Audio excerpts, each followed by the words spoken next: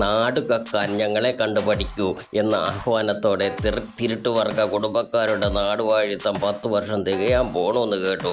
നാട്ടുകാർ ചാണകവെള്ളവും മീൻ കഴുകിയ വെള്ളവും ഒക്കെ ശേഖരിക്കാൻ തുടങ്ങിയെന്നും കേട്ടു. അങ്ങനെയെങ്കിൽ തൃശ്ശൂർ പൂരം കേരളം മൊത്തം വ്യാപിക്കുവാനുള്ള സാധ്യത തള്ളിക്കളയാനാകില്ല. സഹകരണ ബാങ്കുകൾ, അമ്പലങ്ങൾ, ട്രഷറികൾ ഇത്തരം സ്ഥാപനങ്ങളെല്ലാം ഈ തിരുട്ടുവർഗ കുടുംബക്കാർ കൈക്കലാക്കി. എന്നിട്ട് നാട്ടിലെ വോട്ട് ചെയ്ത ജനങ്ങളെ നോക്കിയുള്ള ആ ഒരു കള്ളച്ചിരിയുണ്ടല്ലോ, ഒന്നേ കാണാൻ എന്തൊരു ചന്തമാണെന്നോ. ആസനത്തിൽ എന്ത് മുളച്ചാലും ആലിൻ്റെ പേര് പറയുന്നില്ല. അതൊരു പുണ്യവൃക്ഷമല്ലേ, ലേവമാർക്ക് ചിലപ്പോൾ പിടിക്കില്ല. അത് തണല് മാത്രമല്ല, അതൊരു ഗമയാക്കി നടക്കുവാൻ ഈ നാണോമാനം കണ്ട പാർട്ടിക്കാർക്കല്ലാതെ ഈ ഭൂമിയിൽ മറ്റാർക്കെങ്കിലും കഴിയുമോ? എങ്കിലും പൊന്നെ, ഈ വറ്റകളെ സമ്മതിക്കണം കേട്ടോ.